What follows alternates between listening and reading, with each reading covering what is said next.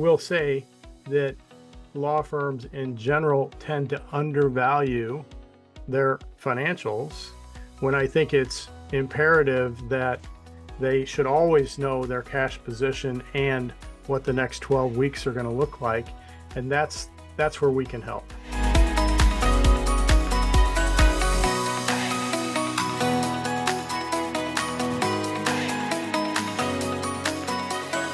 Well, hello and welcome to another guest interview here on the Profit with Law podcast. I'm your host, Moshe Amsel, and today I've got some exciting stuff. We got two guests in the room. I love a three-way conversation. It's different than the two-way conversation, so it'll be great. But we get different opinions. There's a old Jewish joke that goes as follows. Two guys get stranded on an island, and they're lost for like 15 years, and they finally get found. And when they find them, they find three synagogues on the island. And they look at the two people and like, you're just two of you. Like, why did you need three synagogues? And they looked up and they said, well, that's the one he goes to, that's the one he goes to, and that's the one nobody goes to. So when we get three people in a room, we're gonna have differing opinions and same opinions, and I really love that. So John, Scott, and Kip Bilderback are our guests. John and Kip offer unparalleled expertise in law firm management and industry innovation. John, a partner at Anders CPAs Advisors, excels in law firm profitability and strategic financial planning. Kip, an accomplished lawyer and business owner, has successfully led Millsap and Singer through growth and challenges. Really excited to have you guys on the show. John and Kip, welcome. Thank you. Thank you. So let me tell you about John Scott. John Scott is an innovator.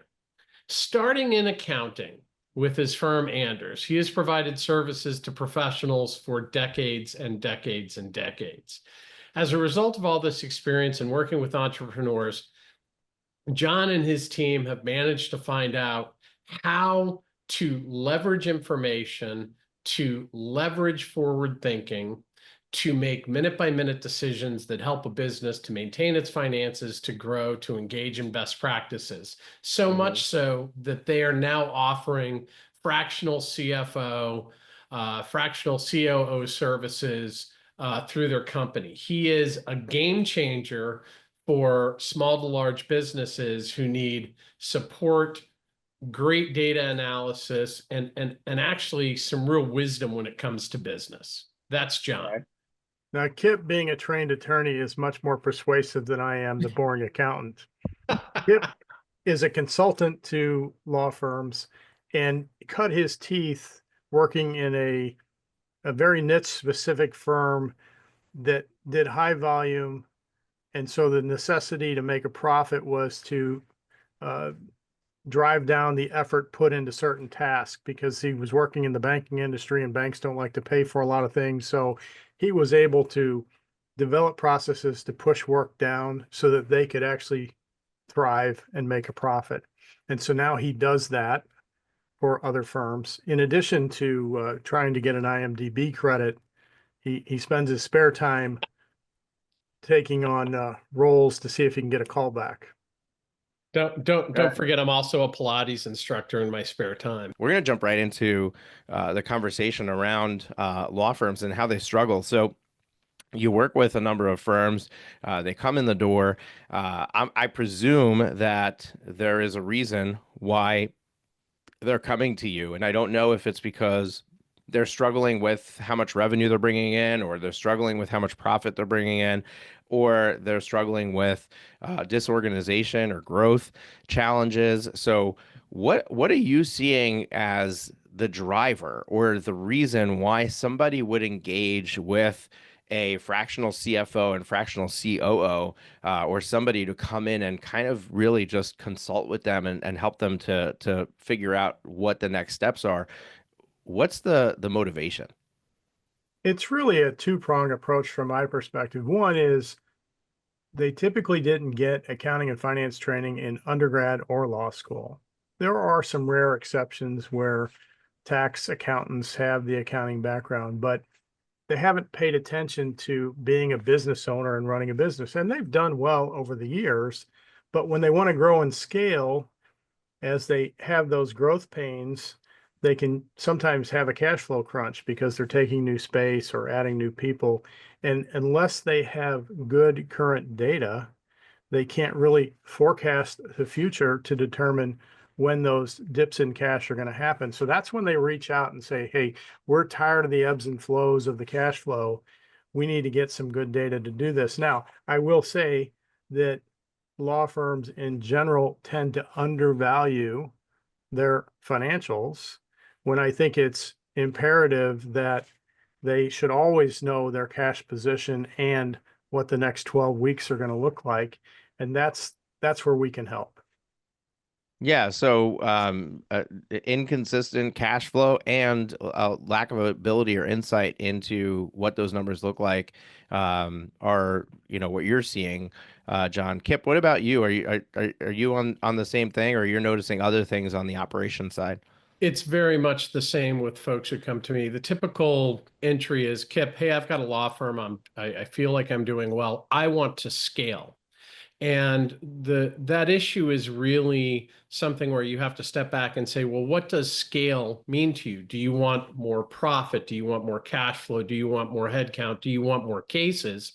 And to step back and look at the law firm as a business and come up with ways to achieve what scale means to that person once you've figured out what that looks like. And that's where folks like John come in and provide expertise that many attorneys lack in order to achieve their goals. Yeah, awesome. I love that because yeah, scale does mean something different to everybody. And what's interesting is often firm owners don't even know what they actually want the end result to be, right? So like, what is your 5-year vision? I don't know, bigger than it is now, right? So we got to kind of identify that and figure out where we're going, because if you don't have the direction in place, if you don't have where you're headed, then that's hard. It's hard to achieve, right? So it's kind of think about like a plane taking off, right? And it goes up into the sky, but if it doesn't know where it's headed, it's gonna fly around in circles or land somewhere, maybe not even in an airport. All right. So operationally, there's a lot of talk about EOS by Gino Wickman and stuff like that. I'm assuming that you come in and you help them to implement some sort of operating system to give them structure and as they pursue that growth. Are you dialing into a well-known system, or did you kind of come up with your own, or am I completely wrong in my assumption that that's even what you're doing? I'll take this from a process standpoint. I'm familiar with EOS and the other operating systems. They all provide a really strong framework. What I deal with is agnostic to that. If someone has EOS and wants to do it, I can help them if they have another system. The bottom line is that you have to understand what you are creating, the service, the product, how it's created, how you measure all of the different KPIs and what you do with them. And so if you have someone who has implemented an operating system like EOS, you can take that, hopefully use some of the technical expertise of implementers and adapt that to their firm. A lot of times attorneys will come and they don't have anything written down or in a system. And it can be as simple as taking a matter that you do and writing out the steps on a yellow legal pad. Some folks still like to do that. One great example is What's your the yellow engagement. legal pad? Yellow legal pads, man, they're still out there. And one great example, see, John's got one. One great example of that is engagement. What are you doing when a client comes in? When are you talking to them? What information are you getting? How are you deciding to take the case? When you take a case, how are you putting it into your system? How are you then responding? What are you doing as far as disclosures?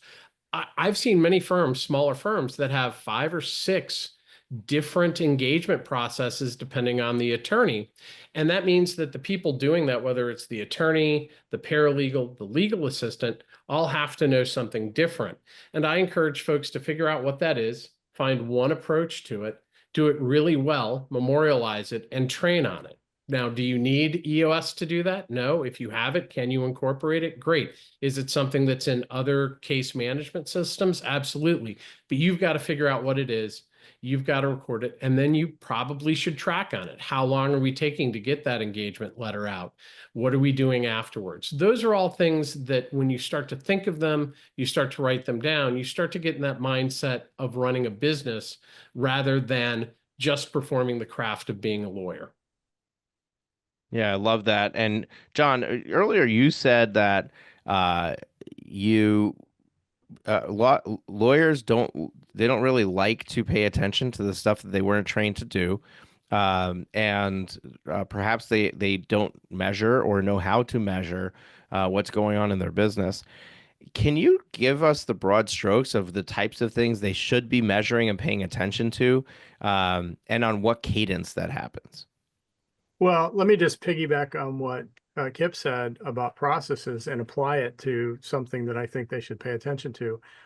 If you have 5 different billers in a firm who have different billing hygiene, one bills every 6 months, one bills every month, they have A clients, they pay by return mail, but nobody's following the same system. If you can standardize it and then hold people accountable through probably a compensation penalty or reward, then you're going to improve the cash flow. And lawyers don't necessarily see that as a problem because they're not paying attention to it. But those dips in cash are because we have 1 or 2 billers who are not following a system, or we don't have a system yet. And what EOS and EOS-like systems do is set that policy, document it, and then hold people accountable. So, you know, I've seen many firms that have a biller that bills every 6 months, and his retort when he's confronted about it is, well, my clients pay by return mail. But the other side of that is the other 4 billers in the firm have financed their bad behavior for 6 months, and it's not fair to everyone else. So if you're going to pay attention to things on the financial side, you have to have good information, and it can't be 3 months old. So I want to see them reconcile cash on a weekly basis. I want to see them getting financial statements 10 days after month end, doing the tax returns timely. We can extend them for the pension plan payment, but I don't want to make decisions 10 months in arrears based on old information. Yeah, I love that. And let me ask you this: are people using their accounting software for as their like be all and end all place for information on how they're doing, or is there somewhere else that you're leading them to kind of uh, you're familiar with Mike Morse? I am. So Mike Morse in his book Fireproof talks about this idea of a jumbotron. And he basically says like if you go to a football game or a baseball game, any major sport, there's this massive screen that anyone in the audience can turn to at any time that has exactly what's going on in the game. You know what inning it is. You know how many strikes there are. You know who's batting in a football game. You know what quarter you're in. You know how many touchdowns and how many sacks and all that stuff is up there on that jumbotron. All the key pieces of information, and he talks about how every business needs that. My question is, what when you're working with your clients, is the Jumbotron QuickBooks, or is there something else that's, I don't know, perhaps more user friendly for the firm owners?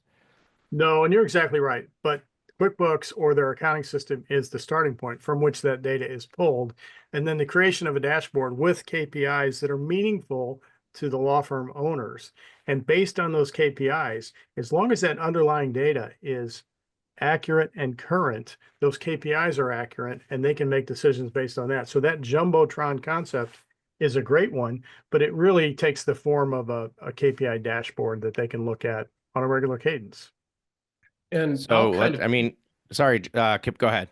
oh, I said I'll kind of piggyback on this because just to clarify, I was with Millsap and Singer. I remain of counsel. Vern Singer and Cynthia Wolverton were my partners in the firm, still doing a great job. And now I'm advising through Bilderback Business Advisors. But at Millsap, we did the same thing with cases. So if you look at this and you say, what are you taking as a Jumbotron view from your financial dashboard, you can and should do the same thing on cases. John wants to know how much money is coming in, how much is going out, et cetera. By the same token, if you know what cases you have in your pipeline, where they are in process, how much longer you may need to deal with them, what your billing capacity may be on that, you're going to be able to not only feed the day-to-day data of what's coming in and going out, you're going to help someone in John's position to forecast 3, 6, 9, 12 months out on what you can do.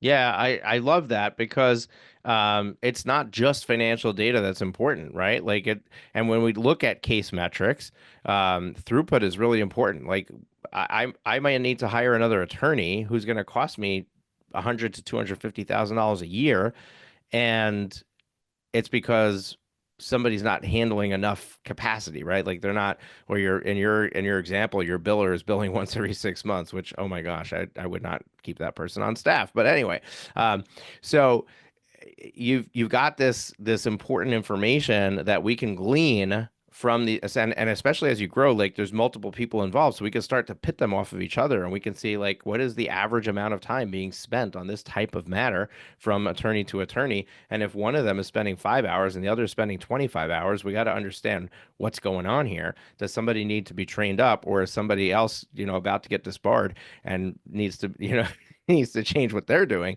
But there shouldn't be those kinds of discrepancies, but you would never know unless you were tracking that. Besides for maybe water cooler conversation, right? Like people, internally people know, oh yeah, he's a slow attorney, or that, she works really fast and nobody could keep up, and making us all look bad. But the data is really what's going to drive those decisions. I want to switch gears here and just kind of focus on, we talked about scale earlier, right? So everybody wants to grow. And I think that there's a lot of question marks or just uncertainty, and which came first, the chicken or the egg? And when it comes to growth on the marketing and sales side and growth on the people side, right? What do you guys think? Do I hire the person first to create the capacity and then figure out how to fill their plate? Or do I figure out the winning marketing strategy, have those cases come in, and then go quickly rush to create the bandwidth to be able to serve them? I'll go first. So we at Anders have always taken the position in a tough labor market, and even before the labor market was tough, that if we found good people, we would hire them. And we've always tried to be a little bit ahead of that, sacrifice a little profit so that we would have the bench strength to serve the new clients we would get. So, but I think it goes back to determining what your all-in costs are on folks and how many hours they need to bill, or how many matters they need to handle to break even. That will help you make that decision. In the old days, you would say, oh, I think we need to hire somebody, not based on data at all. But now, if you know the expectation of what they could produce and what they are producing, you can determine their capacity. And with data, you can say, I don't need to hire someone right now. Even if we get an extra $1 million of work, I have the capacity. But without that data, you're just kind of putting your thumb up into the wind going, it seems like we need to hire somebody. If you focus on the data and know your gross profit, not only in total, but by individual and their capacity, you can make better informed decisions about when to hire those people. So I would err on the side of hiring people in a tough labor market when you find a good person and then filling them up. But at least you can do it based on the data. And I think it goes back to your tolerance. I mean, carrying excess capacity over workload is a cost, and you have to make a determination whether or not you're willing to field that cost and what advantage you might have. For example, if you have excess capacity when folks go on vacation, if someone gets sick, if something happens, you're able to handle it. If you have some influx of business, you're able to handle it. But I'm also a fan of understanding that at some points you should have a team that you should be able to ask to work to capacity and for a short time, maybe above capacity. If you have, as John said, the data to understand this, you're able to work those fine margins a lot better. So reasonable excess capacity. If you are planning to make a marketing push where you can measure based on past experience, because you're tracking this data, what you expect to pull in, then certainly hire a little prospectively to handle that if you can tell it's coming. Yeah, and I think that on the marketing side, I couldn't agree with you guys more. I'm a big proponent of bring the capacity in first. I mean, first of all, forget the analytics and the accountants and the lawyers in the room. Just the woo-woo people in the room, right? When you create the capacity, you're basically sending a signal into the universe saying, "Hey, I've got room for more business." Right? And that business is just going to come fill that void. And it just happens naturally. I think if you want to get into the analytics of why that happens, it's because really deep down, we're resisting new clients when we're at capacity. So we're kind of, saying no to people without saying no to people and just getting our sales close rates to drop because we know that we can't handle them. And then all of a sudden we have the capacity and our energy changes and the way that we approach those clients. Or if you're not the one doing sales, you have a sales team, how you're talking to the sales team changes, right? Like when you have the capacity, you're walking in there saying, "Hey, we need more. We need to close more sales. Here's our goal. Here's what." When you're at capacity, you're like, "Oh, you guys are doing a great job. Keep it up, right?" So it changes the way that we talk. But when we go on, and this is something that neither of you mentioned, and I think it's really important. If you bring on the marketing first, like you get the phone ringing first, and you don't have the capacity for it, you're opening yourself up for the possibility of poor customer service and poor experiences. And the damage that that can create is going to last a lot longer than the financial damage of carrying somebody for a little bit longer than you needed to. So I think that's just another piece of the puzzle to think about. When you're working with clients to scale, to kind of, decide what's next, what's the process that you take them through to figure this all out? Is there a planning process that you do? And can you take me through the step by step of that? Sure, For us, go ahead, Kip. Oh, I was just going to say it's really dependent on the firm. I think what we talked about initially, which is having some real conversations from a control tower level with the stakeholders in the business, is the important first step. Figuring out what their values are, what their dreams are. Scale for folks can look at. I really don't want to grow footprint geographically, but I'd like more market share. It could be, I just want to get really good at this and make more profit under my existing caseload or a slightly increased caseload. So that's going to be individual to the firm, depending on size, depending on the values of the players. From there, you take that and you break it down into what you want to look at 1, 3, 5 years out and start to create that ladder on how to get there, utilizing tools that you have in place, utilizing people you have in place, or identifying the tools and people you need to get. Like, oh, let's bring on a fractional CFO. Let's get this financial stuff off our plate to be better managed so that I can spend more time in marketing. I can spend more time in human resources. I can spend more time working on my cases to get to that next level. Yeah, we would approach it very similarly based on their goals. Where do they want to be next year, the next 3 to 5 years? And then we would build out a forecast and then stress test it to say, okay, we're short 5 FTEs to get to where you want to be. How are we going to stage that in over the next few months, few years to get to where we want to go? And then take it down to the income and expense level to determine, can we do this without eroding net income? Can we grow 20% and still have the same net income percentage? And how do we do that? It's mind-boggling to me, but many business owners, including law firm owners, will say, well, we grew 20% last year. We're going to grow 20% again this year. Maybe, but if you don't know your capacity and you don't know what it takes to get that 20% growth, either from marketing or production, then you're really just hoping to repeat the past, which we want to see it based on the data in a forecast. Yeah, I like to tell my clients if it doesn't work on paper, it's not going to work in real life, right? Like we got to make it work on a spreadsheet first. And what's crazy is that when we first put it on there, when you first start creating a forecast, you're like, okay, we're going to need X number of people. We're going to need, all of a sudden you look at it and you're like, "Oh, well, we're losing money for 4 months." But that now makes you think about it and think about how can we do this differently so that that's not happening. Or if the end result is exactly what we want and we're going to have a dip for 6 months, let's make sure we've got a finance vehicle in place. Let's make sure we've got a line of credit with a bank or something that's going to carry us through that.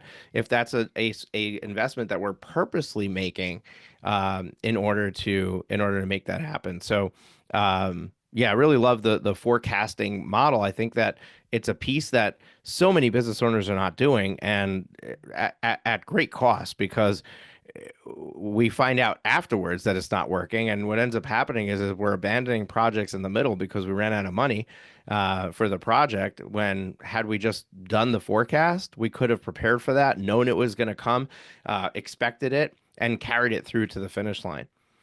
You know, we see people that say, "Oh, we have a forecast," but it's really a budget, right?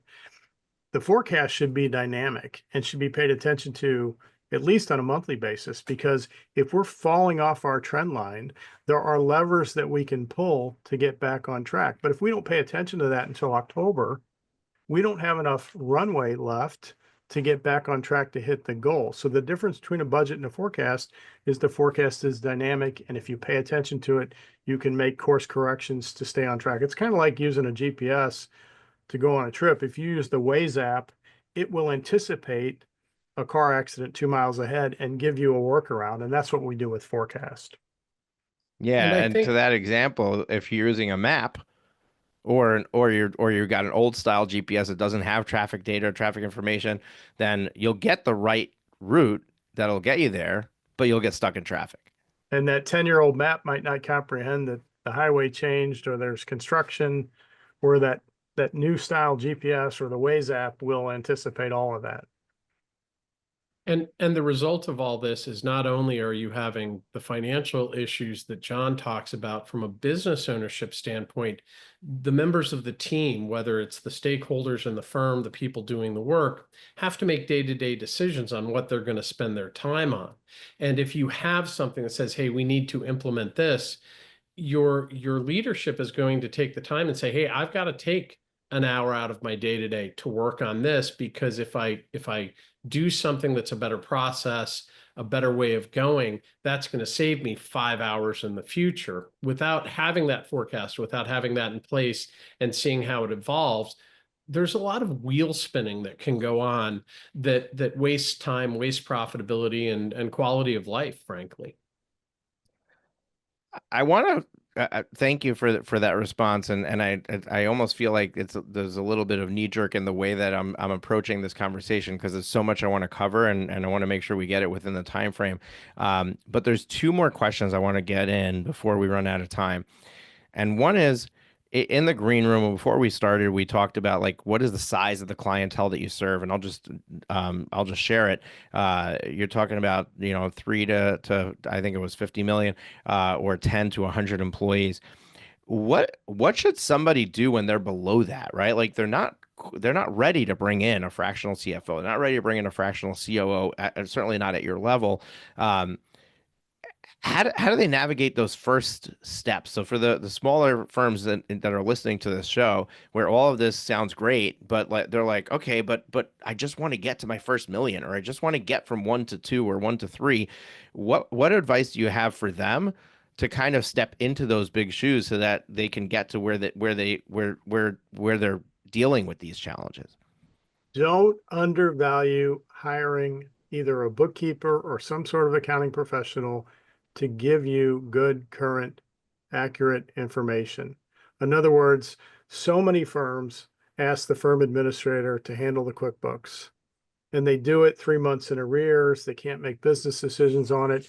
Go ahead and spend a little more money with a qualified bookkeeper or accountant who will give you good current information, and that will help you grow quicker to the $1 million of revenue. And my piece of advice would be to document, document, document. If you're a solo practitioner sitting in your office, or maybe a practitioner who has one or two paralegals or whatnot, figure out what it is you do. Write down what you do, how you do it, and how much time it takes. Again, it can be on a yellow pad, but those are the bases that you use as you grow to train people, to develop your systems, whether you're moving into QuickBooks, whether you're taking on a case management system, as you look at technology.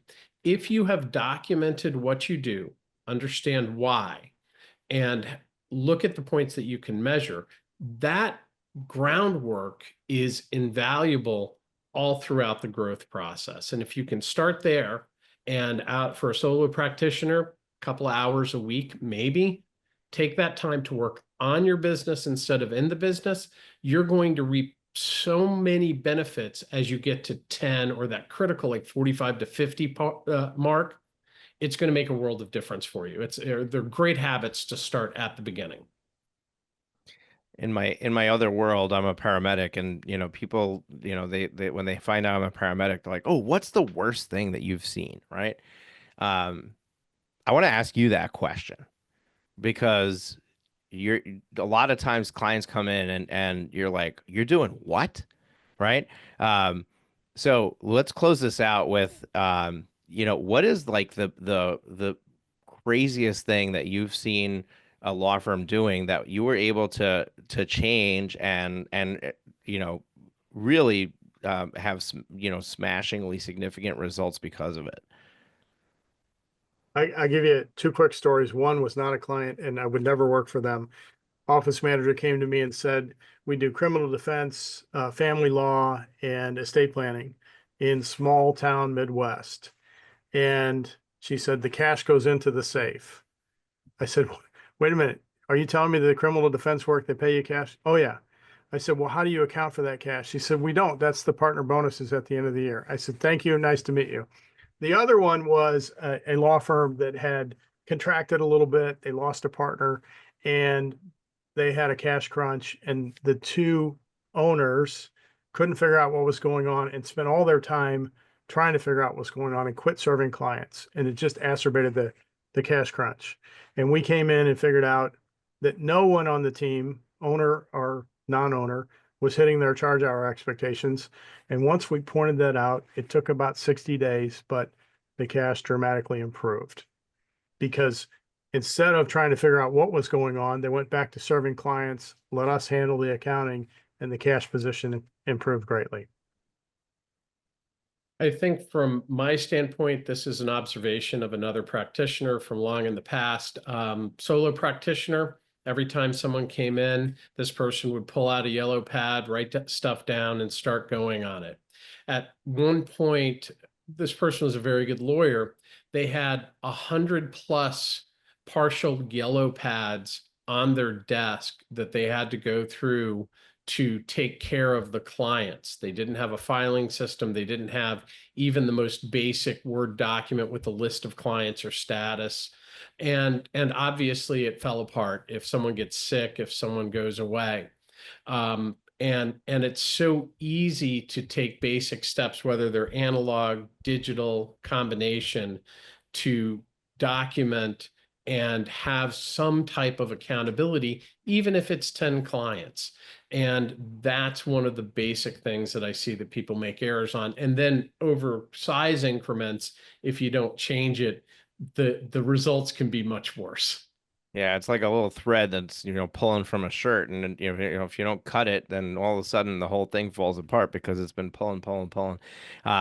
Love that. Love the conversation we had. I mean, we really went all over the place, covered a lot of different areas.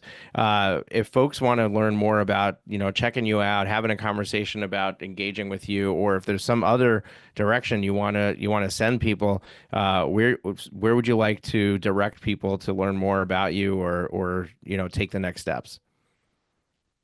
For me, you can find me on LinkedIn, John C. Scott CPA. I work for Anders.